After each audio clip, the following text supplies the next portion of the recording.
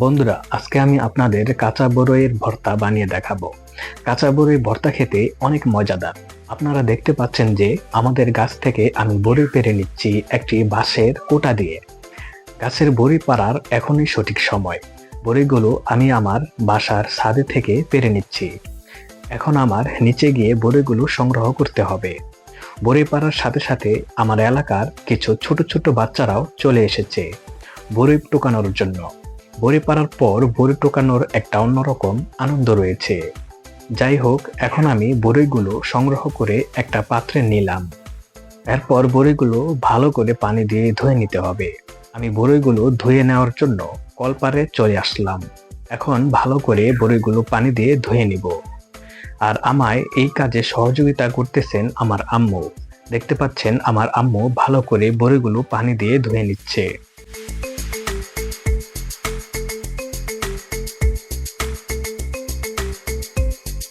বড়িগুলো পানি দিয়ে ধুয়ে নেওয়া হলে পরে একটা ছোট মগে বড়িগুলো রাখা হচ্ছে। এখন সেই বড়িগুলো শিল পাথরের শক্ত পুতার মধ্যে পাটা দিয়ে ছেঁচে নেওয়া হচ্ছে, যাতে বড়িগুলো বিচি সহ ভালো করে পিষে নেওয়া যায়।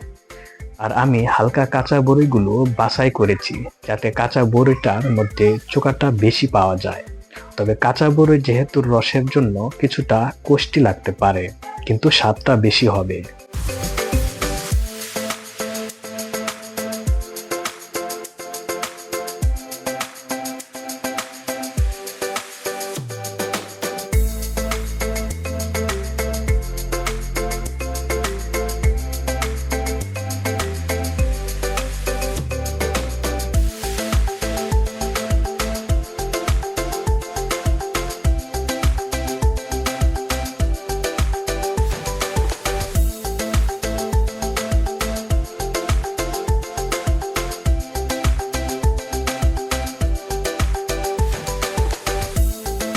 তো এখন আমাদের কাঁচা বড়িগুলোকে ভালো করে মিহিন করে পিষে নেওয়া শেষ হলো।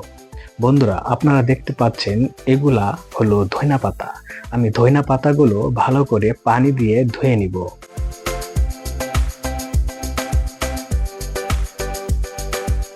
এরপর শুকনো মরিচগুলো চুলার মধ্যে দিয়ে নেড়ে চেড়ে ভালো করে ভাজা হচ্ছে। এরপর সেই শুকনো মরিচগুলো পুতার মধ্যে নিয়ে পিষিয়ে নেওয়া হচ্ছে, যাতে ভালো করে মরিচগুলো গুঁড়ো হয়ে যায়। এরপর কাঁচা বড়ি ভর্তাগুলো লবণের সাথে শুকনো মরিচগুলো ভালো করে পাটা দিয়ে মেশানো হবে। আর এটি ভালো করে করতে হবে, যাতে বড়ি ভর্তার সাথে ভালো করে মিশে যায়। এরপর ধইনা পাতাগুলো ঝুরি ঝুরি করে বটি দিয়ে ভালো করে কেটে নেওয়া হচ্ছে।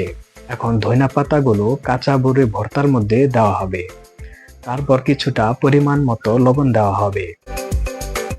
এখন আবার হালকা কিছু লবণ নিয়ে এরপর সেই কাঁচা বড়ই ভর্তাগুলো ভালো করে হাত দিয়ে মেশানো হবে। বাস, এখন হয়ে গেল কাঁচা বড়ির ভর্তা। এখন এটি খাওয়ার জন্য প্রস্তুত।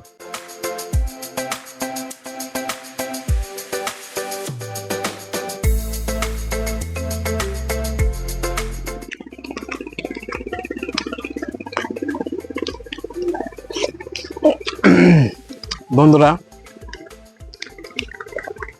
কাঁচা বড়ির ভর্তা আমি আপনাদের সম্পূর্ণভাবে ভিডিও করে দেখালাম এবং খেয়েও দেখালাম। আপনাদের কাছে ভিডিওটা কেমন লেগেছে অবশ্যই কমেন্টে জানিয়ে দিবেন এবং ভিডিওটাতে একটা করে লাইক দিয়ে যাবেন। আর যদি পারেন ভিডিওটা শেয়ার করে দিবেন। ওকে, আরেকটা কথা বন্ধুরা, যারা কি আমার এই ইউটিউব চ্যানেলে নতুন বা ফেসবুক পেজে নতুন আছেন,